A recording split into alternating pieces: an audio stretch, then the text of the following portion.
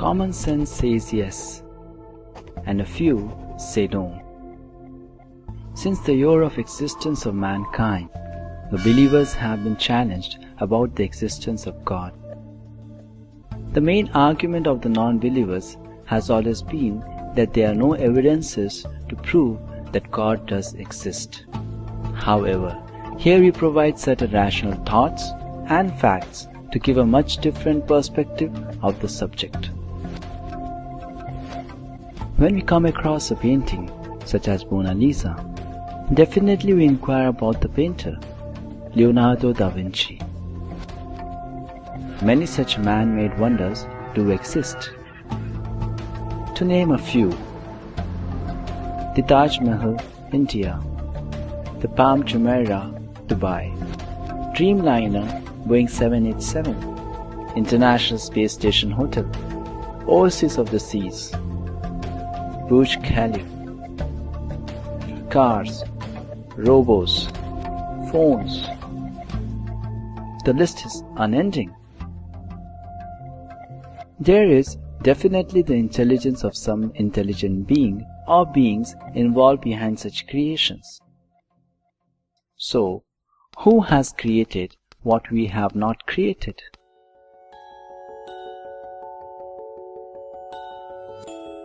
Such as the human eye. The human eye is among the most complex organs in our body. It perceives 7 to 10 million colors through a synaptic flash, that is, 1/10 of a second. Who is the designer and creator of the human eye? And also of many other remarkably wonderful things, such as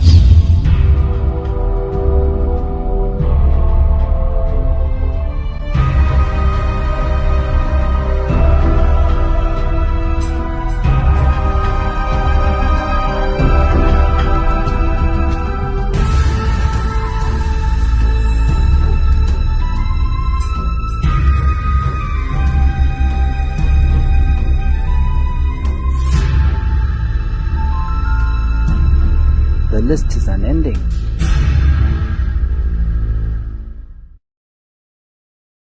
A complex design points to a deliberate designer. Modern scientific research shows that the amount of fine-tuning of the universe is considerably surprising. The particularity of the details quite vividly points to an intelligent designer. Let's see some of the examples. First, speed of Earth's rotation. If the Earth rotates too quickly, we'll have too many storms like tornadoes and hurricanes. And if it rotates too slowly, it will be too cold at night and too hot during the day. Did the planet Earth learn on itself about its perfect speed? Or is it being monitored just like a satellite is monitored by hundreds of scientists together? Second, size of Earth. The Earth's size and its corresponding gravity holds a thin layer of mostly nitrogen and oxygen gases, only extending about 50 miles above the Earth's surface. If Earth was smaller, an atmosphere would be impossible. If Earth were larger, its atmosphere would contain free hydrogen, which would make life impossible. Who gave it the perfect size? Third, location of Earth. Although it revolves around at a tremendous speed of nearly 67,000 miles per hour, it manages to maintain its position at the exact distance. Furthermore, it's found that if the Earth were any further away from the Sun, we would all freeze. Any closer and we would burn. Who thus pinned the planet Earth at the exact fitting distance from the Sun? And that's just about one planet Earth in our huge universe. Similar observations have been recorded by the scientists for other such massive bodies, who finally designed the entire planetary systems.